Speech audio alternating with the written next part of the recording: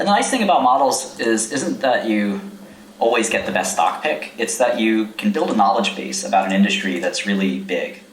And by doing the exercise, you might stumble upon a big, great stock like Intellia, but more importantly, you might learn an industry really well, like semiconductors or like biotech. And when you go for an interview or an investor, believe it or not, or whatever the case is, you end up showcasing your knowledge, and you can often get an investor to invest millions with you if you sound like you know what you're doing.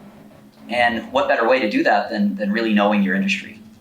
You might get a partnership with a pharma company or something like that. Like, there's so many reasons why you need to know your industry.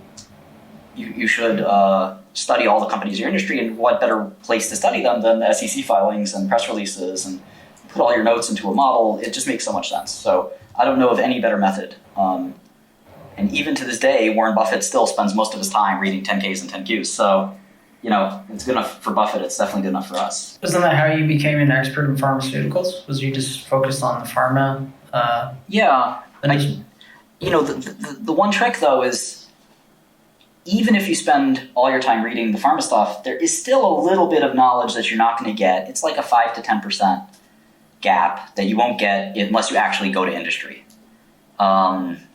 And industry gives you a lot of other experience. So if you're a professional investor, I still encourage a couple of years in the industry where you actually get your hands wet in pharma or semis or software or whatever space you want to be, because you really get to see a little bit, one, of the knowledge gap that you don't see. For example, I spent 10 years doing pharmaceutical investing at the highest level of hedge funds, and the one thing I never learned was manufacturing.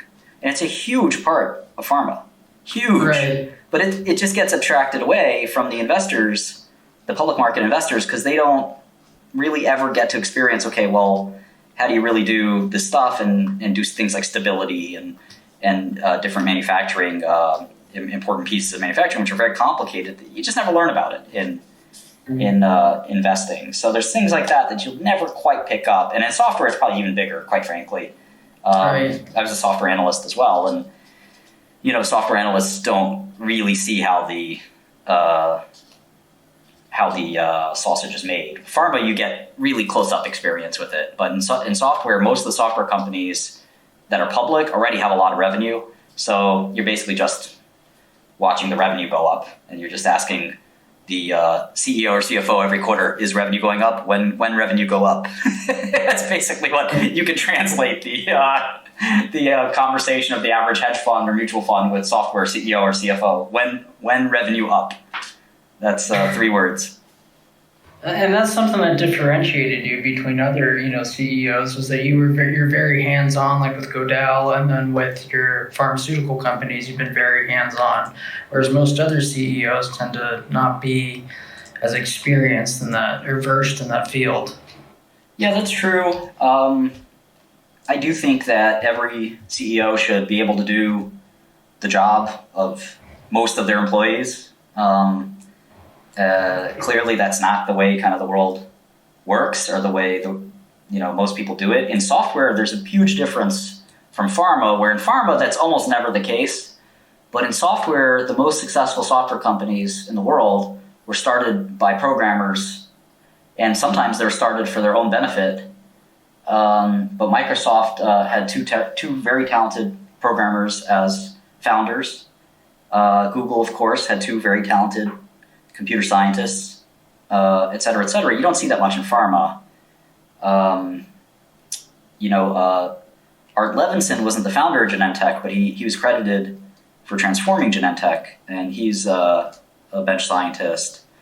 Regeneron is another company that did that really well, but most of the big pharma CEOs are quote-unquote professional managers, which, there is a skill of management. That's a real thing. But good management is quote-unquote, are people that make things efficient, make sure things are running compliantly and on schedule and things like that. And really, it's an important role. Don't get me wrong. It's very important. But it's also, relative to pure talent, one is a lot easier to get than the other. And it's very inspiring to employees. Even if you have a jerk of a CEO who's maybe not a good quote-unquote manager that inspires people and makes them feel really great, sometimes the genius jerk phenotype or archetype can be a successful CEO. And Steve Jobs comes to mind there, as does Bill Gates and Steve Ballmer. Those guys were not friendly. Of course they could be, but most of the time they're just irate and pissed off about something and wandering around the company being a jerk. Elon Musk as well. But sometimes those people are still very inspiring because they're really, really good at what they do. And that inspires the colleagues to say, wow, I can't believe I'm working with such a smart group. This person is so demanding. It's not like any other job I've been at. That's what most people say it's like working with me. I've never worked at a company like this because it's hard to make Martin happy because he expects so much. And at other companies, I'd be a star employee. But right now, I'm worried about getting fired because my competitors in this company are so good. You gotta do it intelligently. I mean, you can't be too much of a jerk. You can't be too much of a nice guy. There's plenty of people who are just do that amorphous, very hard to pin down, like, why is this person a good CEO? Why is this person a good leader? It seems like such a soft skill, but it can be really, really important. I mean, inspiring your people to put in their best in a job where that at the end of the day, like for a lot of people, the work-life balance, especially at a bigger company, it's really skewed towards life, not work. If you work at Microsoft or you work at Salesforce.com or Amazon, these are the kind of jobs you take when your work-life balance is mostly in the work column. I'm sorry, mostly in the life column. And you work at a startup if you want it to be mostly in the work column because you can make a lot more money. But you can get more guaranteed money at a place like Microsoft or Google or Amazon. And some of those places you can get the best of both worlds, of course.